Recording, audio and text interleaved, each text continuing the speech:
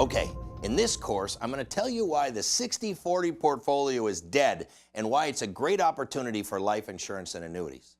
Look, a lot of people that I've spoken with recently have talked about how my book, Don't Worry, Retire Happy, has dramatically changed the way that they and their clients think about retirement. Look, we all need to adapt and stay ahead of the trends. There are so many traditional views of the proper way to retire that have worked for 40 or 50 years. Even as recently as 10 years ago, these strategies may have been successful. But do all these strategies still ring true today? See, traditionally, we've been told to accumulate wealth and manage risk by investing early and often, typically into a 60/40 strategy. Well, let's take a look at that 60/40 strategy and some alternatives that may be better suited in today's environment. People have understood that the 60/40 strategy means that during the accumulation phase, you're supposed to invest 60% of your portfolio into stocks and 40% of your portfolio into bonds so that your market risk is minimized over time. Typically, every few years, you would go to your financial professional and you'd rebalance your portfolio. Well, while this is better than not doing anything, I would argue that this is very far from being the optimal plan in retirement. See, for years, our parents and grandparents turned to bonds as the most secure way to minimize their market risk. Have you looked at the yields on bonds recently? Currently, the 30-year bond is yielding about 3.15%, and the 10-year bond is under 2.5%. Bond yields are at historical lows and aren't poised to make any big move anytime soon. With bonds yielding 3% or less, the 60/40 strategy no longer makes sense for a lot of people. Plus, if interest rates do increase, the value of bonds plunge.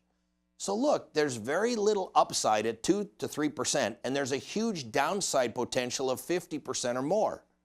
So what's the solution? Well, if you're still in the accumulation phase, use whole life insurance or another permanent life insurance policy as a bond substitute. See, the life insurance policy typically pays more, about 4%, which is similar to a traditional bond rate, but it has no interest rate risk. If interest rates go up, the value of the policy does not go down, it goes up. See, this is a concept that even sophisticated investors can use. In addition, they get the protection of life insurance for their family. In this 1% interest rate environment, nearly everyone is underinsured.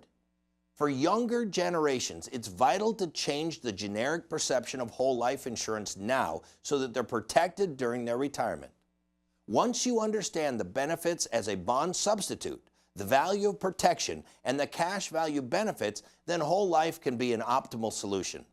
Add in the tax-free income in retirement and the tax-free death benefit, and you begin to see how powerful life insurance is as a tax diversification vehicle as well.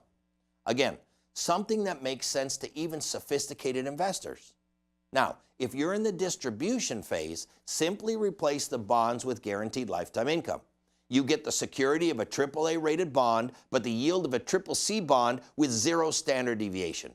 The payout rate returns that a lifetime income annuity provide do not exist in the stock market. If you were to go out and try to duplicate this type of product in the stock market, it would not be possible. Why? Because it's all about these mortality and longevity credits. Add in the tax advantages of income due to the exclusion ratio for non-qualified money, and a lifetime income annuity becomes a powerful alternative. In fact, I wrote a recent white paper entitled Retirement Alpha. This explains in detail how these mortality and longevity credits are a new form of alpha that you cannot get from stocks, bonds, or real estate. Again, even a sophisticated investor can grasp these concepts. Look, retirement is all about managing your risks optimally. Optimal simply means it's the best more often than anything else isn't the best, and it'll never be the worst.